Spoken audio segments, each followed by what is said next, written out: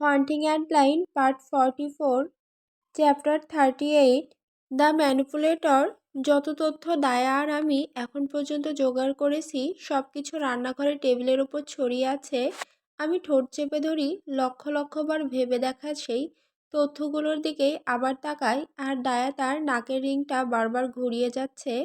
ও DNA রিপোর্টের জন্য ফোনের অপেক্ষায় আছে। ও ঘড়ির রক্তের নমুনা টেস্ট করাচ্ছে। তুই জানিস, আমাদের এখনো জানা হয়নি কে ওই খামের মধ্যে ছবিগুলো আর নোট পাঠিয়েছিল। আমি ফিসফিস করে বলি, জানি। দায়া বলে, হাত থামিয়ে ঠোঁট চেপে ধরে। ভীষণ অদ্ভুত ব্যাপার, আমার কোনো ধারণা নেই কে হতে পারে। আমি কথা বলতে যাব, ঠিক তখনই দায়ের ফোন বেজে ওঠে। সে এমনভাবে ফোনটা তোলে যেন গরম চুলার উপর বসানো ছিল। হ্যালো, ও বলে, সঙ্গে সঙ্গে স্পিকারে দিয়ে দেয়। দায়া পিয়ারসন, এক মহিলা কণ্ঠ শোনা যায়। জি আমি। দায়া উত্তর দেয়। দুশ্চিন্তায় ওর চোখ ঘরের এদিক সেদিক ঘুরতে থাকে। ও নিচের ঠোঁট কামড়ায়। সামনের দাঁতের ছোট ফাঁকটা দেখা যায়, আর আমিও নিজের ঠোঁট কামড়াই। হ্যাঁ, যেই স্যাম্পলটা পাঠিয়েছিলেন তার রিপোর্ট এসে গেছে। মহিলা থামে, আর মনে হয় রোলার কোস্টার যখন টপ পয়েন্টে ওঠে আর ঠিক পরের মুহূর্তে পড়তে শুরু করে, সেই সময়ের মতো নিস্তব্ধতা। ম্যাচ পেয়েছি। জেনিভাইভ পার্সন্স। বাদামি চোখ আর সবুজ চোখ একসাথে বিস্ময় আর উত্তেজনায় মিলিত হয়। দায়া গলা খাকারি দেয়। ধন্যবাদ গ্লোরিয়া। কৃতজ্ঞ দায়া বলে। সমস্যা নেই বলেই কল কেটে যায়। ঘরে নীরবতা নেমে আসে। আমরা দুজনেই নতুন তথ্য হজম করার চেষ্টা করি। ও মাই ফাক। তথ্যটা পুরোপুরি বুঝে ওঠার আগেই দায়া ব্যাগ থেকে একটা মোটা খাকি খাম বের করে। আমি নিজের মতো করে কিছু রিসার্চ আর টেস্ট করিয়েছি। ফ্রাঙ্কের হাতের লেখা পুলিশ রিপোর্ট থেকে নিয়ে ওই নোটের সাথে মিলে অ্যানালাইসিসে পাঠিয়েছিলাম। শোন, গ্রোফোলজি সবসময় আদালতে গ্রহণযোগ্য নাও হতে পারে, কিন্তু কিছু ক্ষেত্রে এটা প্রমাণ হিসেবে ব্যবহার হয়েছে। যাই হোক, আমার মনে হয় এটা ভালো প্রমাণ হবে। আমার চোখ বিস্ময়ে উজ্জ্বল হয়ে ওঠে। সত্যি, আমাকে দে। দায়ে আঙুল তুলে থামতে ইঙ্গিত করে। মনে আছে, ঘড়ির সিরিয়াল নাম্বার বোঝা যাচ্ছিল না। আমি মাথা নেড়েই ওকে দেখি। আমার এক বন্ধু আছে, এ ধরনের কোড পড়তে পারে। সে নাম্বারটা ট্রেস করতে পেরেছে। এই জায়গায় অ্যাডি আমাদের আসল প্রমাণ। যদি প্রমাণ হয় এটা ফ্রাঙ্কের ঘড়ি, যেটায় জিজির রক্ত লেগেছিল, আর হাতের লেখাও যদি মিলে যায়, তাহলে ফ্রাঙ্কি খুনি। এটা প্রমাণ করতে পারবো। তারপর দায়ের ঠোঁট কামড়াই। তোর সাথে একসাথে মেইলটা ওপেন করার জন্য অপেক্ষা করছিলাম। রেডি? আমি মাথা নেড়ে দিই। বুকের ভেতর উন্মাদ উত্তেজনা ফুলে ওঠে। দায়া প্রথমে খাম খুলে রিপোর্ট বের করে টেবিলে বিছিয়ে দেয়। আমরা দুজনেই রিপোর্ট পড়তে গিয়ে মাথা প্রায় ঠোকাঠুকি করে ফেলি। দুটি স্যাম্পলের বিশ্লেষণে দেখা গেছে হাতের লেখা। ও মাই গড, মিলে গেছে। আমি আনন্দে চিৎকার করে উঠি। নিঃশ্বাস প্রায় বন্ধ হয়ে আসে উত্তেজনায়। দায়া হাসে, ওর চোখেও আনন্দের ঝিলিক। এবার আসল পরীক্ষা। ও ল্যাপটপটা কাছে টেনে নেয়। মেইল ওপেন করা আছে। একটা আনরিড মেসেজ ওপেন করে। দায়া, তুমি যে সিরিয়াল নাম্বারটার কথা বলেছিলে সেটা চেক করেছি। ব্যাপারটা কঠিন ছিল। নাম্বারটা ভালোভাবেই মুছে ফেলার চেষ্টা করা হয়েছিল, কিন্তু আমাকে আটকাতে পারেনি। নাম্বারটা ট্র্যাক করে দেখা গেছে ক্রেতার নাম ফ্রাঙ্ক সেইনবার্গ। আশা করি কাজে আসবে। জেমস। ও মাই গড, আমি প্রায় লাফিয়ে উঠি উত্তেজনায়। কি অবিশ্বাস্য। দায়া ফিসফিস করে। ওর চোখ বিস্ময়ে ভরা। এটা ফ্রাঙ্কই করেছিল। ও জিজির প্রেমে পড়েছিল আর রোনালদোর কথা জেনে গিয়ে রাগে গিয়ে খুন করেছিল। আমি তাড়াহুড়ো করে বলি। দায়া হুট করে কাউন্টার থেকে গ্রেগোসেসের বোতল তুলে নেয়। এটা উদযাপনের জন্য শট নেওয়া দরকার। আমরা অবশেষে জিজির জন্য ন্যায় আনতে পারবো। ফ্রাঙ্ক মরে গেলেও অন্তত সবাই জানবে ও কত বড় বেঈমান ছিল। আমি হাসি, গলার মধ্যে অদ্ভুত আবেগ দলা পাকিয়ে ওঠে। আমার মামলাটা সমাধান করেছি, এতে খুশি। তবে মন খারাপও লাগছে। কেন তা ঠিক বুঝতে পারছি না।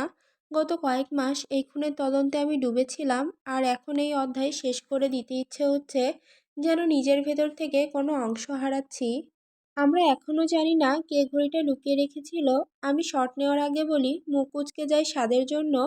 যেই যা বলুক, মদ মিশিয়ে না খেলে জঘন্য স্বাদ হয়। আমি এই যুক্তির জন্য যে কোনো দিন মরতে রাজি।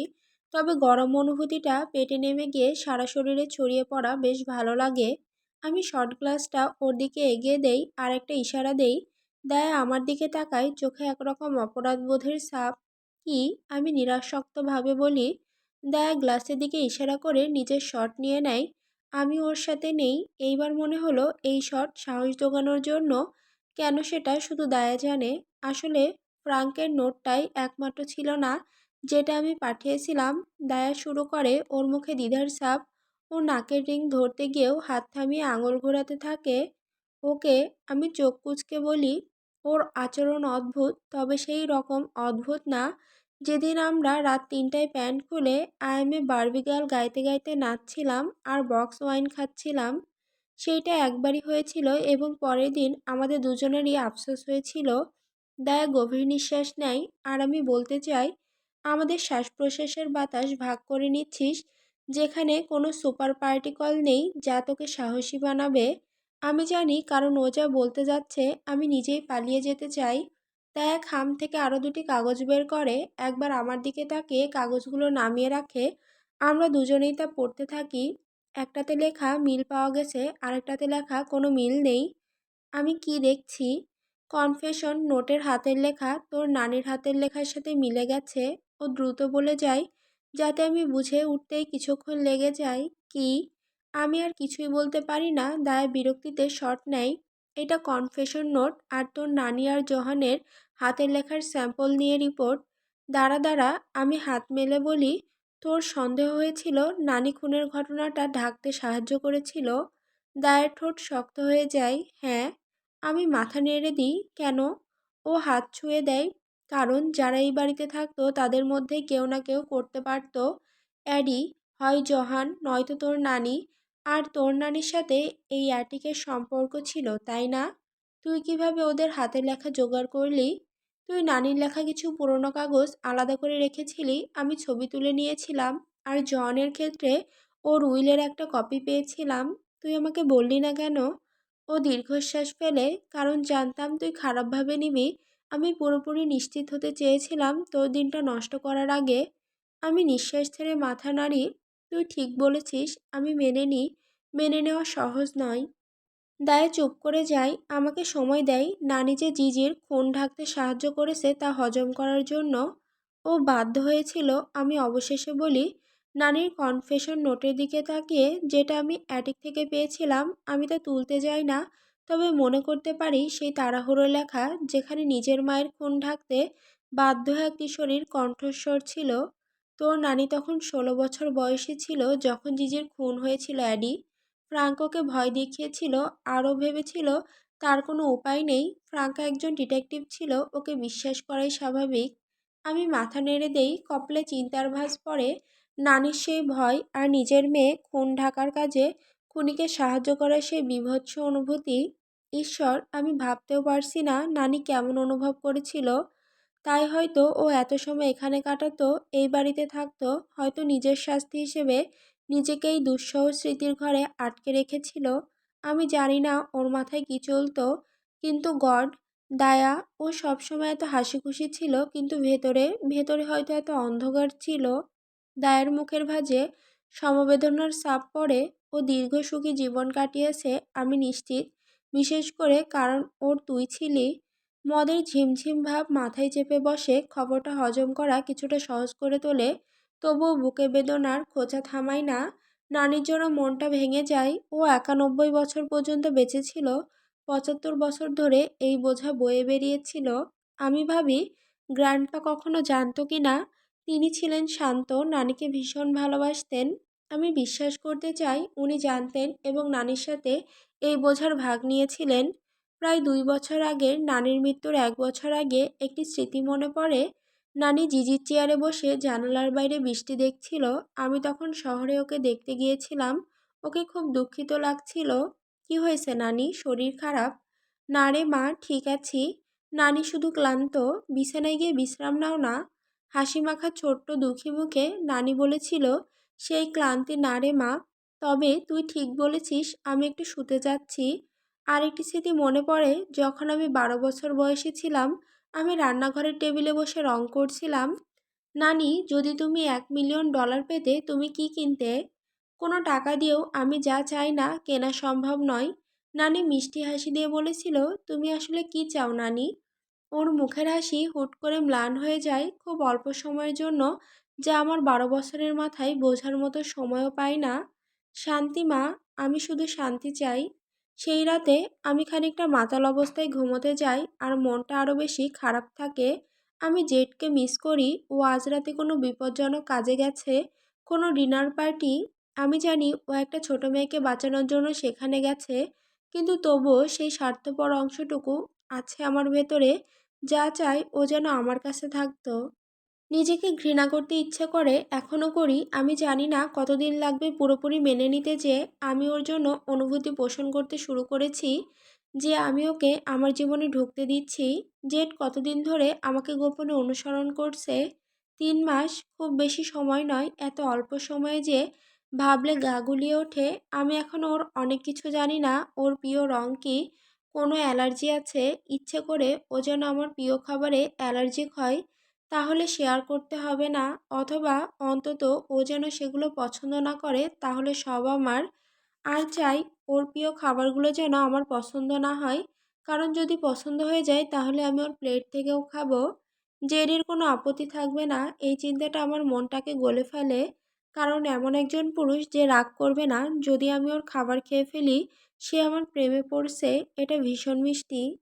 আমি বিছানায় গা ছেড়ে দিয়ে শুয়ে পড়ি আর দীর্ঘশ্বাস ফেলি। প্রায় 1 ঘন্টা আগে চলে গেছে। আমরা বাকি দিনটা নিজেদের কাজে ব্যস্ত ছিলাম। দায় আমাকে নিজের মতো থাকতে দিয়েছিল যখন আমি নতুন জানা সত্যগুলো নিয়ে গলদঘর্ম হচ্ছিলাম। ও চলে যাওয়ার পর আমি খেতেই থেকেছি যতক্ষণ না মগজ থেকে চিন্তাগুলো দূর হয়ে যায়। কাল সকালে ওর জন্য আফসোস হবে। আমার সিরিজের পরবর্তী বইয়ের অর্ধেকও লেখা হয়নি। আর অনেক রিডার চাপ দিচ্ছে। কয়েক মাস পার হয়ে গেলে এই চাপটা বাড়তেই থাকে। যাই হোক, হয়তো জেড এসে আমার হ্যাংওভার মিরাকল করে ভালো করে দেবে, কারণ ও যেভাবে আমাকে এমন অনুভূতি দেয় যা শারীরিকভাবে সম্ভব হওয়ার কথা না। বিশেষ করে যখন ও ভ্রু তোলার সাথে সাথে ঠোঁটে সেই শয়তানি হাসি খেলে যায়। আমি উরুতে চাপ দেই, উরুর ভেতরে আকাঙ্ক্ষার ঢেউ জেগে ওঠে। নিঃশ্বাস দ্রুত হয়ে আসে, শুধু একটা স্মৃতি মনে করলেই আমি গলে যাই। কিভাবে সম্ভব? আমি লেগিংস খুলে ফেলি। পেটে একরকম জ্বালা ছড়িয়ে পড়ে, মনে হয় আগুনের গহ্বরে ডুবে যাচ্ছি। বুকের উপর লালচে আভা ছড়িয়ে পড়ছে। আমি জানি এটা গলা পর্যন্ত ছড়িয়ে যাবে। এরপর আমি টি শার্টটা খুলে ফেলি। এখন আমার গায়ে শুধু সাদা সিল্কি ব্রা আর প্যান্টি। সেই পাগল অংশটা চাই যে যেন এটা দেখতে পেত। ও নিশ্চিত ভাবতো আমি কতটা নিষ্পাপ দেখাচ্ছি। একজন দেবদূত আর শয়তান, নিষিদ্ধ তবু একে অপরের দিকে আকৃষ্ট। এই নিয়ে তো একটা বই লেখা যেতে পারে, দুটি বিপরীত আত্মার মধ্যে আকর্ষণ নিয়ে। আমি ঠোঁট কামড়াই, হাত প্যান্টির ভেতরে নিয়ে যাই, আঙুলের ডগা হালকা ছোঁয়াই। ছোঁয়া এত হালকা তবুও রক্তে বিদ্যুতের মতো ছড়িয়ে পড়ে। আমি চোখ বন্ধ করি, কাপা নিঃশ্বাস ছেড়ে দিই আর ভাবতে থাকি জেড আমার সামনে হাঁটু গেড়ে বসে আছে, আমাকে আদেশ করছে, তোমার নিজের স্পর্শ করো, আমাকে দেখাও, আমি না থাকলে তুমি কি করো। হৃদস্পন্দন দৌড়াতে থাকে, বাস্কেটবলের মতো ছুটতে থাকে বুকে। আমি আঙুল নিচে নামিয়ে দেই, আঙুলের ডগা ভিজে হয়ে আসছে, খুব লজ্জাজনকভাবে ভিজে। আমি ঠোঁট ভিজিয়ে নিই, 2 আঙুল ঢুকিয়ে দিই ভেতরে, আর সঙ্গে সঙ্গে শরীর শিরশির করে ওঠে। ঠোঁট থেকে হালকা শব্দ বেরিয়ে আসে। জেডের গভীর গম্ভীর কণ্ঠ ভেসে আসে মনে। ওর কানে বলা সব নোংরা কথাগুলো মনে পড়ে যায়। সেসব কথা শুনে মনে হতো বুকের ভেতর হার্ট থেমে যাবে। তোমার পরিত্রাণী হবে আমার মুক্তি। আমি ভাবতাম ওই হবে আমার ধ্বংস। কিন্তু এই মুহূর্তে মনে হচ্ছে আমি যেন স্বর্গে পা রেখেছি। নির্বাণ, যেমন জেড বলেছিল যখন ওর জিভ আমাকে ভেতরে ছুঁয়েছিল, যেমন এখন আমার আঙুল করছে। আমি জোরে নিঃশ্বাস নিই, শিহরণ বাড়তে থাকে, চোখের সামনে ভেসে ওঠে জেড গাড়ির পেছন সিটে বসে আছে, আমাকে ভোগ করছে। না, আমাকে পান করছে, যেন মরুভূমির মধ্যে পানি না পাওয়া তৃষ্ণার্ত মানুষ। আমার আঙুল উপরে আসে, ভিজে আঙুল দিয়ে ছোট ছোট বৃত্তে ঘর্ষণ করি, পিঠ বেঁকে যায়, মাথা পিছনে চলে যায়, নিঃশ্বাস ছেঁড়া ছেঁড়া হয়ে আসে, দ্রুত, আরও দ্রুত। আমি ঘষতে থাকি যতক্ষণ না আমি একদম উত্তেজনার শীর্ষে পৌঁছে যাই। শেষমেশ আমি ধীরে ধীরে পড়ে যাই তৃপ্তির অতলে। জোরে চিৎকার করে উঠি, জেরের নাম ধরে ডাক দেই। যখন ঢেউ আমাকে তীব্রভাবে আছড়ে ফেলে, এরপর সব শেষ। নিঃশ্বাস ফিরে আসার আগেই সব শেষ হয়ে যায়। আমি গড়িয়ে পড়ি, একটা দীর্ঘশ্বাস বেরিয়ে আসে, ঠোঁটের কোণে অজান্তে একটা দুঃখী হাসি খেলে যায়, শরীর শিথিল নিস্তেজ, কিন্তু বুকটা এখনও টান টান। এটা শুধু সাময়িক স্বস্তি এনে দিয়েছিল, আর আমি বুঝতে পারি এই ভার আর কোথাও যাবে না। আজ রাতে আমি শুধু দুঃখিত। ডায়েরি 1946 সালের 18ই মে। মৃত্যুর মুখটি খুব ভয়ের, কিন্তু এটাই এখন একমাত্র জিনিস যা আমি প্রতিদিন দেখি। ও আমাকে একা ছাড়বে না। আমি ওর কাছে কেঁদেছি, অনুরোধ করেছি, আমার জীবনের জন্য ভিক্ষা চেয়েছি। আমি একজন মা। ও আমাকে আমার সন্তানের কাছ থেকে দূরে নিতে পারে না। ঈশ্বরের দোহাই, ওকে এখন আমার দরকার। আমি জানি না কি করব। যদি আমি পুলিশকে বলি, তারা কি আমার কথা বিশ্বাস করবে, নাকি ওর কথা বিশ্বাস করবে? একজন মানুষ যে স্পষ্টতই ভয়ানক এবং যার প্রচণ্ড ক্ষমতা ও যোগাযোগ আছে। আমার কোনো সুযোগ নেই। কিভাবে আমার জীবন এমন হয়ে গেল, আরও কিভাবে আমার সাথে এটা করতে পারলো। আমি ওকে বিশ্বাস করেছিলাম।